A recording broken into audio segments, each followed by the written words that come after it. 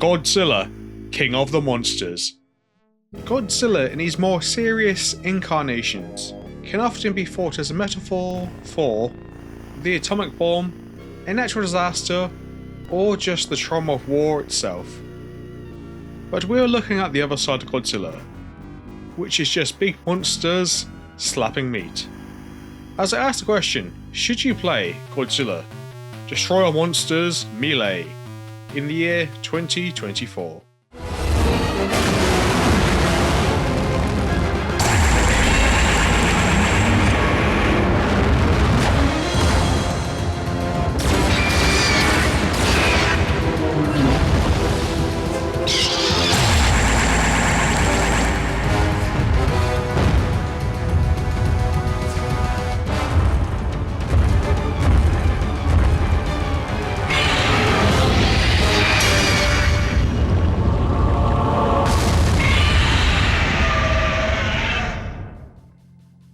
Godzilla, Destroy All Monsters Melee is a GameCube game released in the year 2002, and based on the long-running Godzilla film franchise. With the name Destroy All Monsters taken from the 1968 film with the same name. But why did I pick this game to talk about, and not one of the many other Godzilla games? Well, there have been many Godzilla games across the years, with many being Japan only. How about the Godzilla game that came out in 2015? But that one is no longer available digitally, and is very costly to buy a physical version. So I went with the old reliable game I played the most, Godzilla, Destroy All Monsters Melee. The game was published by Atari and developed by Pipeworks Software, who haven't done much else of note, unless you really like the Deadliest Warrior games.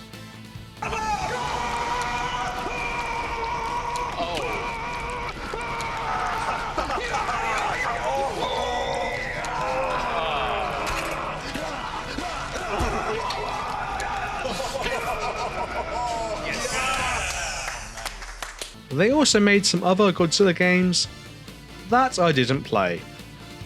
This game is a 3D fighting game, where you can play and fight as a bunch of kaiju in cities across the world. The story, well, some aliens want to take over the world, so they make monsters fly across the world to destroy it, or something.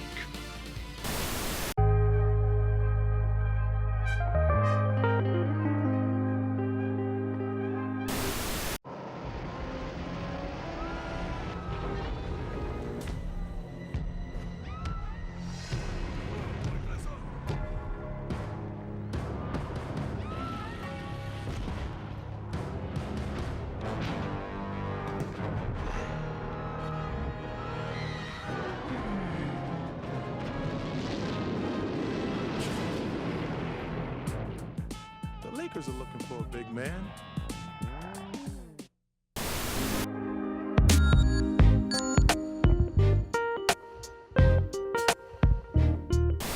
From that we can gather the story is not the main focus of the game.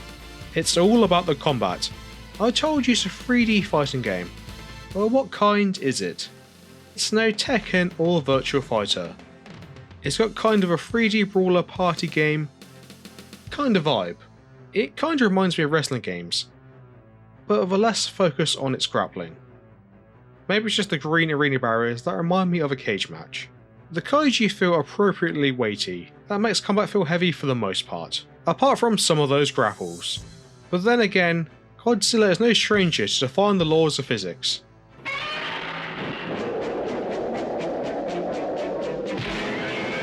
As well as destroying the cities as you fight through them, you can pick parts of them up and throw them at your enemies. During combat you'll find power-ups for things like health and rage, and the ability to gain assists from Mothra. The military will also get involved in your fight and shoot you or your enemy with a freeze ray. The roster isn't crazy big, but we've got favourites such as Mecha Godzilla, King Ghidorah and Destroyer, and 2 versions of Godzilla, but no Jet Jaguar. Many of the fighters have unique special attacks, such as Godzilla's Atomic Breath, for example, but Megalon's ability to dig is very annoying. If you turn it right you can dodge it, or you can just run away, like I did most of the time. But hey, I had fun revisiting the game after something like 20 years. I'm not going to sit here and tell you it's a super polished experience. It's kind of clunky, with a lot of rough edges, but it does capture the feeling of two big monsters slapping together. And hey, most Godzilla films can be described as dumb, clunky fun. If you're a fan of Godzilla, give it a look. And hey, thanks for watching everyone. Like, subscribe if you feel like it, I guess, or whatever. Engagement, other things, blah blah blah blah blah. Hey look, some recommended videos will be on screen until the end of the video. When the video ends, they'll be gone. Click them now, I guess.